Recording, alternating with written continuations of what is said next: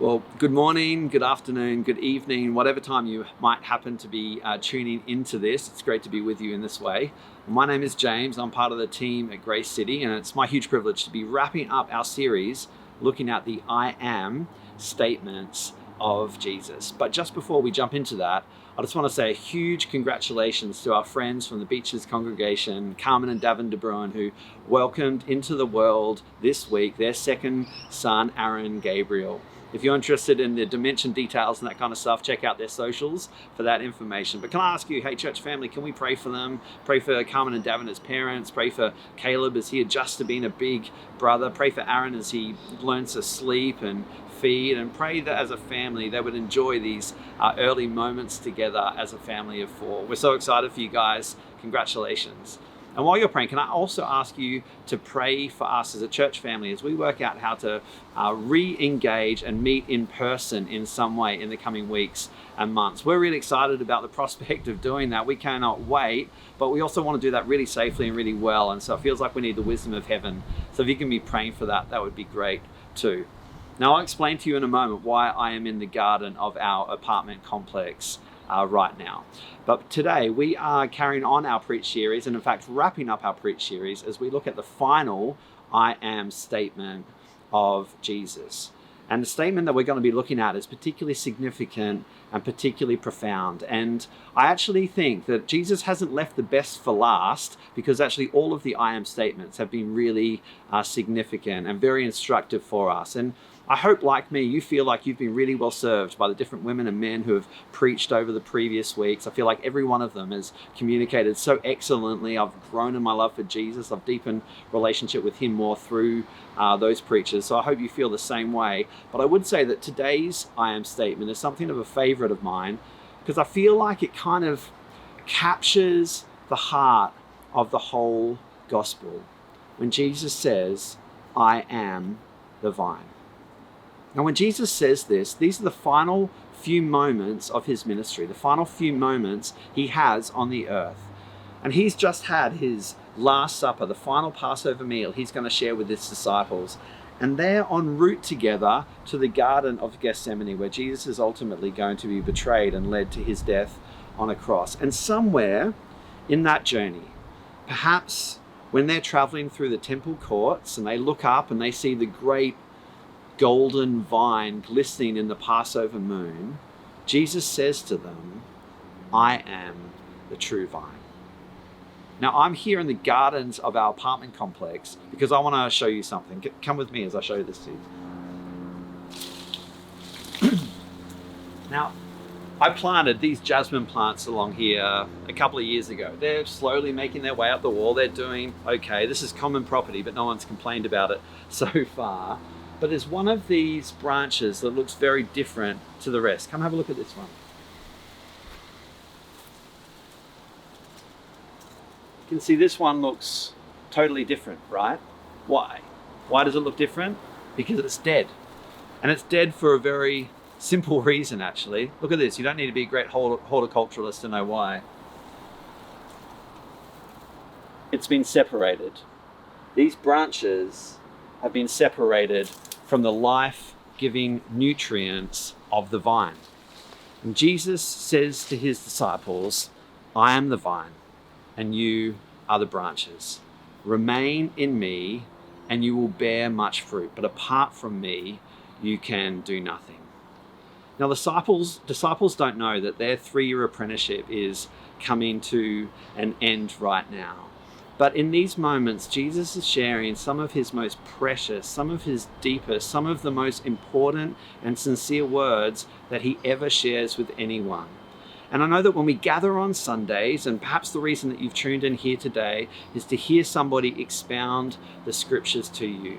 But can I encourage you, when you hear these verses read right now by Kate Miller from our Chats with Congregation, can I encourage you to pause and consider and let them, these verses, these words of Jesus, be the highlight of your time. Perhaps you can picture Jesus speaking these words directly to you. Perhaps you can picture that branch that has been separated from the vine. And perhaps you can ask God, hey, would you highlight something fresh for me today, even if this passage has been something I've heard a number of times before? What is it that you want to speak to me about today? John 15, 1-17. I am the true vine, and my Father is the gardener. He cuts off every branch in me that bears no fruit, while every branch that does bear fruit he prunes so that it will be even more fruitful. You are already clean because of the word I have spoken to you. Remain in me, as I also remain in you. No branch can bear fruit by itself, it must remain in the vine. Neither can you bear fruit unless you remain in me. I am the vine, you are the branches. If you remain in me and I in you, you will bear much fruit. Apart from me, you can do nothing. If you do not remain in me, you are like a branch that is thrown away and withers. Such branches are picked up, thrown into the fire, and burned. If you remain in me and my words remain in you, ask whatever you wish and it will be done for you. This is to my Father's glory that you bear much fruit, showing yourselves to be my disciples. As the Father has loved me, so have I loved you. Now remain in my love. If you keep my commands, you will remain in my love, just as I have kept my Father's commands and remain in his love. I have told you this so that my joy may be in you and that your joy may be complete. My command is this: love each other as I have loved you. Greater love has no one than this, to lay down one's life for one's friends. You are my friends if you do what I command. I no longer call you servants, because a servant does not know his master's business. Instead, I have called you friends, for everything I have learned from my Father I have made known to you.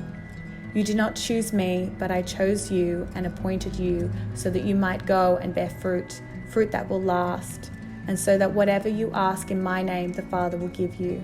This is my command: love each other.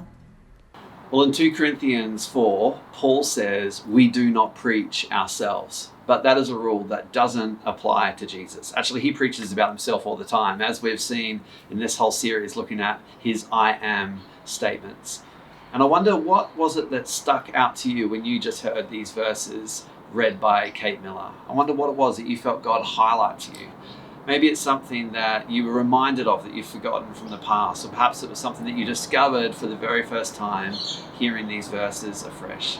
Whatever it was, we're not going to be able to even really go close to unpacking all of these verses here today, but I do want to share with you 3 things that I feel really stuck out to me. And then we're going to be hearing from a few different people who are going to help us to apply this text here today. So look forward to that. That's going to be great. So the first thing is that Jesus says, I am the true vine and my Father is the gardener. Now remember here that it's different from the other I am statements when Jesus was speaking to a crowd of people, all sorts of different people from different backgrounds, different belief systems. Actually, when Jesus is speaking here, he's speaking to his followers, to his 12 nearest and dearest friends. Now, if he had have been speaking to the crowd of people, he might have been implying something similar to when he said, I'm the bread of life, or he said, I am the gate. He might have been implying, look, there's going to be lots of different alternatives in this world, lots of different worldviews and religions that you can align yourself to, but in a world full of counterfeits and over-promising and under-delivering, that actually I'm the true, genuine, real article. And if he was speaking to a crowd of people, that might have been what he was implying, because lots of people in the world would kind of view world religions as like roughly all the same, that Christianity may be slightly better or worse than the others, but they're all basically the same thing. But that's not what Jesus is saying here. Because Jesus is not speaking to the crowd, he's speaking to his 12 nearest and dearest friends and followers. So if you're listening to this today and you are a Christian, like these verses are for you. Jesus is speaking them to you. And if you've tuned into this and you're not sure if you're a Christian or you're sure you're not a Christian, stay tuned in, because I do believe there is an invitation here for you as well. So the first thing is that Jesus says, I am the true vine. Now I think Jesus is saying kind of 2 things for us here. Now, firstly, all throughout the Old Testament, that's the first 2/3 of the Bible before Jesus came on this earth. All throughout the Old Testament, the Israelites, the people of God, the Jewish nation, were described as being a vine. Now, if Jesus had have just said, I'm a vine, that would have been quite confusing for these Jewish nationals who were listening to him, his disciples, because they would have thought, oh, hang on, I thought we were the vine. Now Jesus is saying he's the vine. That's confusing for us. But he doesn't just say I'm the vine. He says, I am the true vine. I'm the true vine. I'm the genuine article.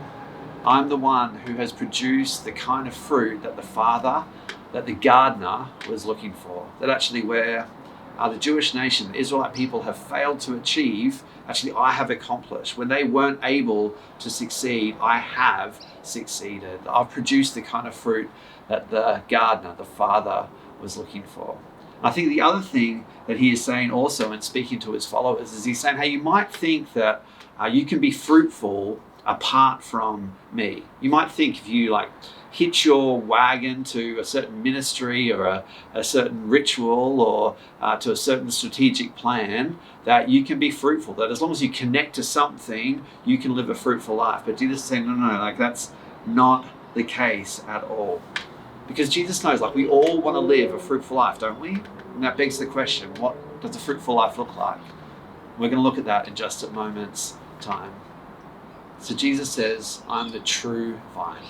I'm the true vine. I am the place where you will find your nourishment, your fulfillment, your provision, your strengthening, your sustenance. I'm the place where you'll find your purpose and ultimately fruitfulness in your life as well. I'm the true vine. The second thing then that sticks out to me is that he gives these two guarantees. He says, remain in me as I also remain in you. No branch can bear fruit by itself. It must remain in the vine. Neither can you bear fruit unless you remain in me. And Jesus makes it really clear here that unless we stay connected to him, we're not going to bear any fruit. Unless we stay connected to him and let his life flow through us, we're not going to live a fruitful life. It's just going to be like we're laboring in vain. And we can try to do all these different things. We can go to these different places. We can attend these different conferences. We can read these different books. We can listen to these different people. But Jesus is saying, hey, I promise you, unless you're remaining in me, you're not going to bear any fruit that's going to last. And so everything hangs on that. But then actually in the very next verse, he says this. He says, I am the vine, you're the branches. If you remain in me and I in you, you will bear much fruit. So here's this other guarantee. If we do remain in him, we will bear much fruit, and fruit that's going to last. And I struggle with this sometimes because I look all over the place and I see she's achieving more and he seems to be more fruitful than I am, and maybe I'm doing something wrong, and we get tempted to think, we got to strategize and do stuff differently, and maybe I need to align myself with, but we just got to go, wait, God, you said, if I remain in you, if you remain in me, then I will bear fruit, and fruit that will last. So firstly, the thing that sticks out to me is that Jesus says, I'm the true vine. Second thing that sticks out to me is that there are these two guarantees. Apart from him, we can't do anything. But if we remain in him, we will bear fruit, and fruit that will last. And so again, that naturally begs the question, what is this fruit? And this is the third thing that sticks out to me when we're talking about fruitfulness. Now, the two main kind of interpretations for what this fruit might be are either it has to do with a righteous living, demonstrating the fruit of the Spirit that we read about in Galatians 5, love, joy, peace, patience, kindness, all those fruits of the Spirit. The second main interpretation is that it has to do with the results of preaching the gospel, people coming to know Jesus. But to limit it to one or the other, or even to both of these, is to kind of narrow the meaning too much. Because actually, when Jesus is talking about living a fruitful life, he's talking about the entirety of the life and ministry of those who follow Jesus and who walk in the Spirit. He's talking about the kind of choices we make. He's talking about the way that we spend our time. He's talking about the passions we pursue. He's talking about the transformation of the heart. He's talking about the way that we live lives of worship. He's talking about all these different things. But whenever we think about a fruitful life, I think there is a tendency to err one way or the other. Here's what I mean by that. I think sometimes we have a tendency to either overemphasize living a fruitful life and underemphasize the remaining in him element. And I think the way that this characterizes itself or plays itself out is that we end up being stressed, we end up striving, we end up being burdened by the constant pain of comparison. We live anxious lives. Sometimes that's where I find myself. I think the other way that we can sometimes err is that we can overemphasize the remaining in him part and be kind of ambivalent to the bearing fruit component. I think the way that this characterizes itself is that we become kind of insulated, isolated. We become pretty self-centered, insular. We become disconnected and irrelevant to the world around us. And Jesus calls us to remain in him and to bear fruit. But notice he says bear fruit, not produce fruit. That might seem like semantics. It's subtle, but it is a significant difference. It's significant. We are called to bear fruit, not to produce it. Because one of those things is about my work, and one of them is about God's work. If it was about me producing fruit, it would mean that I was working hard to accomplish it. But I bear the name Ryburn. That's my last name. I bear the name Ryburn. But I didn't do anything to achieve that, to accomplish that. That just comes with the territory of being part of the family. We're called to bear fruit, not to produce it. And so, kingdom outcomes are really important, living a righteous life and seeing the fruit of salvation, of preaching the good news. Those things are really important, but they're not controllable. We're called to bear fruit, not to produce it.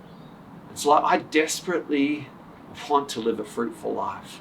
Maybe you do too. I desperately want that. But that desire becomes unhealthy and that fruit becomes an idol when I want those things more than I want Jesus. I want to be like Paul, who said the one thing I'm striving after, the finish line for me is to know and to love Jesus more. Or King David, when he said, God, the one thing I ask, the one thing is to dwell in your house all the days of my life, to gaze upon your beauty. God, you're the one thing I want. You're the one thing. And so as we come out of this kind of COVID season, I feel like there is a real call on us as individuals and also corporately to really remain in him, to stay connected to him, close to him, walking with him, to let his life and his love flow through us, to walk by the Spirit. And to that end, I've asked a few friends, some exceptional people, to share with you what remaining in Jesus looks like for them. Let's look forward to hearing from them now. Hi all, welcome to my office where daily operations occur. So the question is, what does it look like for me to remain in him? In this season of life, it looks a little different to how it has before. But fundamentally, at the end of the day, for me to remain in him means that I'm drawing closer to God in his word. It's how he's revealed himself. It's how I learn more about him to a large degree, and in prayer. So what I've done practically is I don't often have time or the energy, the mental capacity to read in long stretches and to reflect. So what I've done, one of the things I've done is to write down verses or little passages on pieces of paper and stuck them on my mirror. It's an ever increasing wall of Bible verses at the moment, which is actually really cool. And the days where I don't get to fit the time I need with God in, I found that even stopping for a moment and reading one or two verses and praying and asking God to help it seep in and to transform me, that he gives me feasts out of those morsels. So I've really known his grace and the truth that he is the bread of life in that. Also, Hugh and I have worked out that we are able to give each other half an hour each in the mornings in order to start our day happy in God. we absolutely need him, and he's really met us in those places. So I do some Bible reading, and for me, the way it ingrains itself is for me to reflect and journal. Again, it doesn't look like as it has done previously, it's just brief points, only few words sometimes, but it really helps ingrain what God's saying. And it's really helped me to see him in a bigger way than I have previously. So that's just some of the practical ways. And Florence is calling. Thank you. Hi everyone. Remaining in him. It's about treasuring and cherishing that glow of fellowship that I feel when I'm communing with him. I am a morning person, and the first thing I do in the morning is get up and go for a long walk around Narrabeen Lake. I spend this time enjoying the natural surroundings and praying. Often, abiding in him in this way means that I have to encourage myself and make a determined effort to seek him. Sometimes that means I have to wrench my thoughts from other distractions, sometimes pleasant or unpleasant, and focus my attention on seeking his face. Abiding is also about being conscious of him when things don't make sense and I'm hurting badly. Praying for a good outcome in someone's life and not seeing it happen. This is when abiding in him means reminding myself that he is all good and infinitely good, all wise and infinitely wise, all loving and infinitely loving, and all just and infinitely just. And I reckon that it is this last one that tests my abiding in and relying on his justice and righteous judgments, and not my sense of justice and consequent judgments. This understanding gives me peace, and his peace is the fruit of abiding in and remaining in him. So for me, remaining in the vine means three main things. I feel it's being fed, it's being rooted and secure, and it's bearing fruit. So the first one, being fed, I feel like remaining in the vine is being fed by God each and every day. It's that Bible time or prayer time with him that noticeably improves my mood and makes everything else fall into place and feel better. Ask Lauren, I'm noticeably happier when I have that time with God, and more joyful, and noticeably moodier and grumpier when I don't. The second thing for me is that being rooted or secure in the vine, in the plant, the tree or whatever. So it means having peace, having security, even in crazy times like during COVID or other things that are happening. It's having peace, knowing that no matter what happens, God is for us and that he works all things for our good. And ultimately, even if we were to die, it's going to heaven and spending eternity with him. The third thing is bearing fruit. So for me, that's, growing in holiness, being more like Jesus. I know God has dealt with sin in my life, has grown me in kindness and love. So bearing fruit in that way, but also remaining in the vine, having that regular time with him also gives you more opportunities to naturally speak to co-workers and non-Christians about your faith and about Jesus. And so that's it for me. The being fed, being secure and rooted, and bearing fruit. Jesus said, I'm the vine and you are the branches. Apart from me, you can do nothing. But if you remain in me and I in you, you will bear much fruit, and fruit that will last. Now, these are some of the last words, some of the final moments that Jesus is going to have on this earth in his life and in his ministry. They're some of the most precious, most important things that he says in his whole time here. And notice, they're not about correct theology or accurate doctrine. What they really boil down to is to loving him. And that's why I feel like these verses, in a sense, are like the very heart of the whole gospel. That actually, Jesus welcomes us into this relationship of love with him. He causes us to bear fruit that changes us from the inside. So it's not about producing the fruits of salvation or even of a righteous life. It's not about that at all. It's about remaining in Him. It's about staying close to Him, connected to Him, walking in the Spirit and letting His life flow through us. And maybe that's something that you find easy. Maybe it's something you find a little bit challenging. Well, I hope whatever the case may be for you, that some of what the three people just shared might be helpful for you. Because as we come out of this COVID time and as we get back to normal or look forward to the new normal, however you might be viewing it, as our diaries begin to fill up, as obligations return into our lives, we have this time right now, this moment, to be able to consider, what are my rhythms, my habits look like? What are the patterns of my life? And how can they best help me to remain in Him? There's no better time to be connected to God, to let His life and His love flow through us. So grace and strength to you guys. Can't wait till we can be back together again in some way. But until then, love you heaps. Bye for now.